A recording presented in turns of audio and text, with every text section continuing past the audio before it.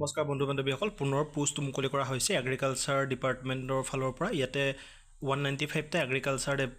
development officer post মুকলি কৰিছে আৰু এই পোষ্টবিলাকত যদিহে আপোনালোকে এপ্লাই কৰিবলৈ বিচাৰে তেতিয়াহ'লে ইয়াৰে শিক্ষাগত অৰ্হতা বয়সৰ সময়সীমা সকলোবিলাক জানিবলৈ ভিডিঅ'টো আপোনালোকে শেষলৈকে চাই থাকিব আৰু যদিহে প্ৰথমবাৰৰ বাবে আমাৰ চেনেলটো ভিজিট কৰিছে চেনেলটো প্লিজ ছাবস্ক্ৰাইব কৰি ল'ব এনেকুৱা জব আপডেটবিলাক পাই থাকিবলৈ তো এতিয়া আমি ভিডিঅ'টো আৰম্ভ কৰিছোঁ চাওক ইয়াতে দেখিছে আপোনালোকে Agriculture Department Recruitment 2025 195 Agricultural Development Officer Post ইয়াতে 195টা Agricultural Development Officer Post মুকলি কৰিছে ইয়াতে আমি পোষ্টৰ সংখ্যা চাবলৈ গ'লে 195টা আছে আৰু ক্যাটাগৰি ওয়াইজ এই পোষ্টবিলাক ভাগ কৰি দিছে তো আপোনালোকে কোড কিমান পোষ্ট আছে এবাৰ চাই লওক ইয়াতে দেখিছে আনৰিজাৰ্ভৰ কাৰণে ডাইৰেক্ট 112টা পোষ্ট আছে OBC MOBC কাৰণে 37টা পোষ্ট SC কাৰণে 14টা STP 23টা STS মানে হিলছৰ কাৰণে 9টা পোষ্ট আছে ইয়াতে আৰু আপোনালোকে এই পোষ্টবিলাকত যদিহে এপ্লাই কৰিবলৈ বিচাৰে তেতিয়া আপোনালোকে এপ্লাই কৰিব পাৰিব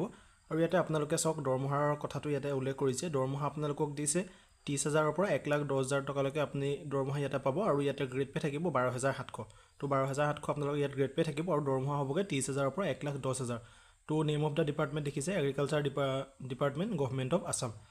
এটো আসাম গভৰ্নমেণ্টৰ এটা চাকৰি আপোনালোকে যদিহে এপ্লাই কৰিবলৈ বিচাৰে তেতিয়া এপ্লাই কৰিব পাৰিব যদিহে আপোনালোকৰ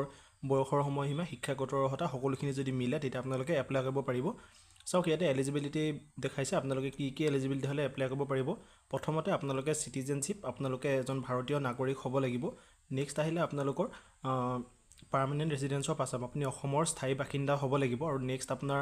PRC থাকিব লাগিব আপোনালোকে মেইন কথাটো হৈছে এজ লিমিটৰ কথা ক'বলৈ গ'লে আপোনালোকে 21 ৰ পৰা 38 বছৰলৈকে সকলোবিলাক ক্যান্ডিডেট ইয়াতে এপ্লাই কৰিব পাৰিব আৰু ইয়াতে তেওঁলোকে এজ ৰিলেক্সেশনো প্ৰদান কৰিছে ST সকলে 5 বছৰ SC সকলে 5 বছৰ OBC MOBC সকলে 3 বছৰ PWBD সকলে 10 বছৰ ইয়াতে এজ ৰিলেক্সেশন পাব মানে আপোনালোকে ইয়াতে যেটো বয়সৰ সময়সীমা দিছে 21 ৰ পৰা 38 বছৰ তো 38 বছৰৰ লগত SC সকলৰ 5 বছৰ যোগ হ'ব ST সকলৰ 5 বছৰ যোগ হ'ব মানে তেওঁলোকে আৰু 5 বছৰ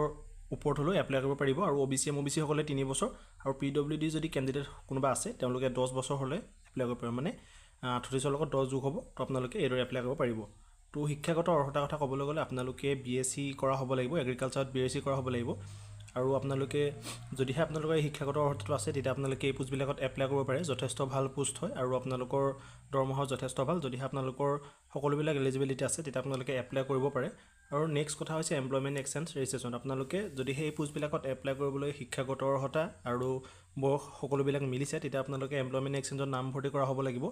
তো আপোনালোকে এইদৰে ইয়াতে এপ্লাই কৰিব পাৰিব ইয়াতে আপোনালোকৰ এপ্লিকেশন ফিজৰ কথা ক'বলৈ গ'লে জেনেৰেল ক্যাটাগৰিয়ে 297 টকা 20 পইচা পে কৰিব লাগিব OBC MOBC সকলে 197 টকা 20 পইচা ST SC BPL PWBD সকলে 47 টকা 20 পইচা ইয়াতে আপোনালোকে পেমেন্ট কৰিব লাগিব তো ইয়াৰে অনলাইন এপ্লিকেশনৰ ষ্টাৰ্ট ডেট হৈছে 18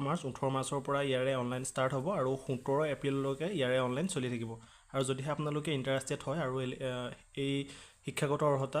গুটেখিনি যদি আপোনালোকৰ আছে তেতিয়া আপোনালোকে এই পোষ্টবিলাকত এপ্লাই কৰিব পাৰে